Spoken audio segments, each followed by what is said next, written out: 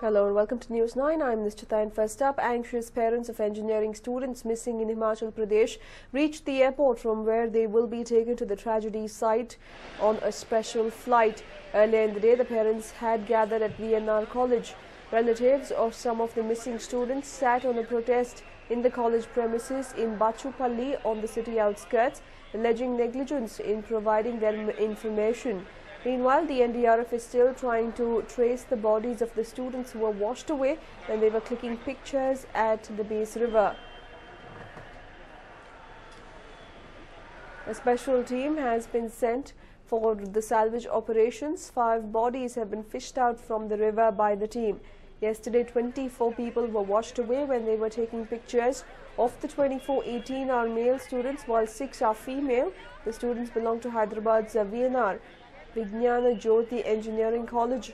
Around 48 students had left Hyderabad for the excursion. But sadly, the students were washed away when they were trying to click pictures. 5 bodies have been recovered so far, and angry and distressed parents of the victims have arrived at the airport, and they're inquiring with the officials present there. They will soon be taken to the site of tragedy. The family members there inconsolable. A fun excursion trip turned tragic for young students of Hyderabad's VNR.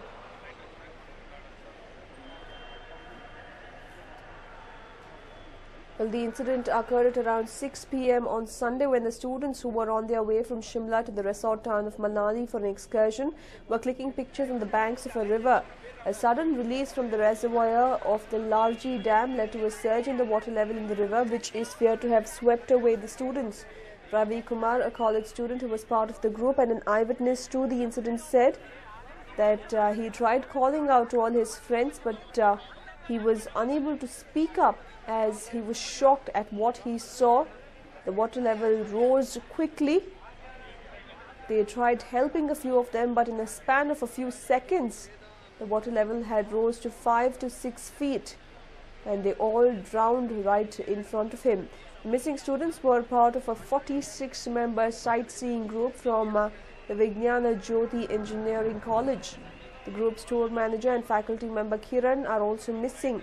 Angry locals protested, saying authorities had failed to issue a warning about the release of water from the dam. However, the additional district magistrate has claimed that a siren went off before the dam water was released, but the students may not have been able to understand what it was for. Meanwhile, 2 teams of the National Disaster Response Force, which include deep water divers, are helping with rescue operations.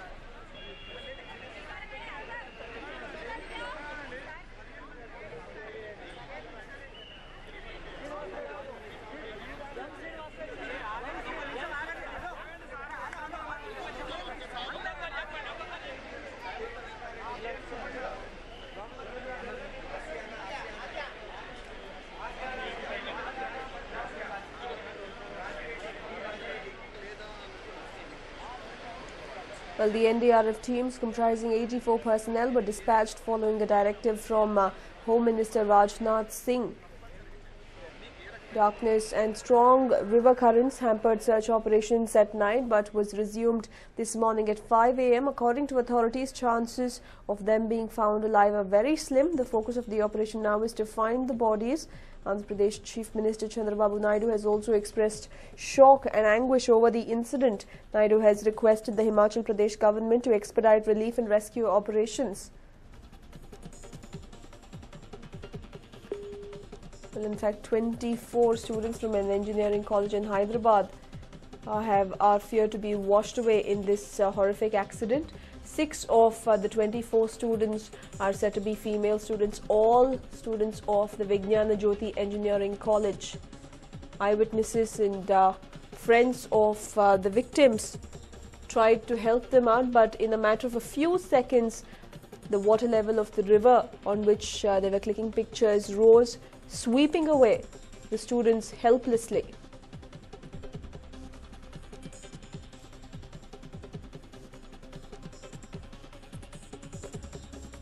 Well, the incident took place at around 6 p.m. Immediately, officials were called in, search operations were launched.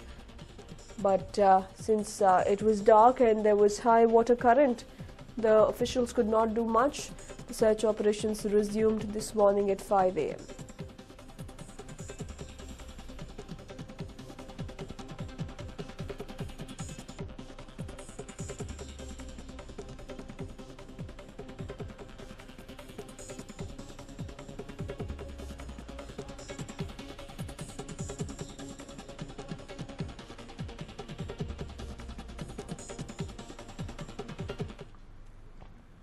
Moving on now, senior Congress leader B.K. Hari Prasad and Professor Rajiv Gowda have filed nominations for the Rajya Sabha. They have in fact submitted their nomination papers to the Assembly Secretary Om Prakash. Similarly, KPCC President G. Parameshwar has filed his nomination as the MLC candidate along with Bosaraju, H.M. Revanna and Jayama Balraj to Assembly Speaker Om Prakash.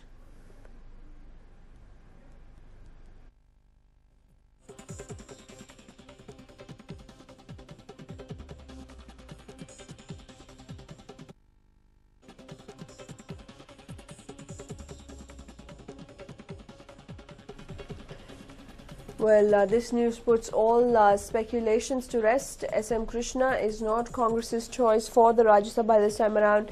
We can see a paradigm shift being made in Congress's choice of leaders. They're choosing younger leaders, it seems. But what about S.M. Krishna? He's one of the tallest leaders for Karnataka as well as for the Congress. He has been a union minister. He has been one of the most successful chief ministers of the Congress.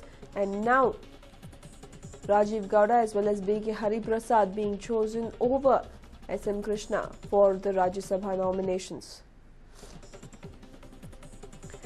Meanwhile, Karnataka's senior Congress leader has been shunned by his party for the Rajya Sabha elections. The Congress announced its list of candidates and the list skipped the senior Congress leader for Rajiv Gowda. Gowda is AICC spokesperson, IIMB professor and son of former Legislative Assembly Speaker M.V. Venkatappa. Rajiv Gowda had made a futile attempt to become the Lok Sabha candidate from Bangalore North. AICC Vice President Rahul Gandhi chose to select a candidate through internal elections and C. Narayanaswamy, chosen through the ballot, lost the polls to D.V. Sadanand Gowda of the BJP. The Congress has been looking at trying to restructure the party after its debacle in the Lok Sabha elections. Now the old guard seems to be facing the heat of the matter. Well, earlier we spoke to Rajiv Gowda. Let's listen in. Well, I feel quite ecstatic. It's something that I've been working hard for a long time. And it's an opportunity to do good work for Bangalore City, for Karnataka, for the country itself. So it's a huge opportunity. And, so I'm all charged up and ready to go. Well, I must say that it's a very pleasant development. Basically the media was, for every election, lots of people try to get a nomination. And so I was also one of the aspirants, and I've been putting in a lot of work as a party spokesperson and over the years, very selflessly and loyally. And essentially, the media was saying that there would not be any change in the Rajya Sabha seat, but it looks like the High Command has decided to invest in the next generation. And that turned out to be a bonanza for me. Well, there will be many as we go forward, but I've already been working, for example, on suburban rail for Bangalore. I've held workshops for the legislators and MPs, been advocating this for a long time. So that would be one agenda, which is, again, this is something an MP can do because it's something that involves the center and the state and the city. Requires people at that level. And so, and there's a lot of support for that now, I could see. So suburban thing, youth-focused programs, empowerment, women's safety is another issue that I've been very concerned about and have done something about in the years past. And so many of those kinds of agendas. But I'm also, let me say this on air, welcoming any good ideas, any suggestions on agendas which will help me work with the citizens and the policy establishment to make a good, solid impact as a member of parliament. Oh, I don't think so at all. He is our, he's a role model for all of us. He's one of the tallest political leaders from Karnataka in India. And I think, whatever may have been some media hype, but basically he will, I've known him for a long time. I'm his friend and colleague's son. He has known me since a child. So I anticipate that we'll all be working together to rebuild the Congress and, strengthen the hands of our leadership and come back to power in Delhi. So we will not be taking the lead from Mr. Modi, but, there may be a generational change that the party is thinking about. Okay. That's possibly what's going on.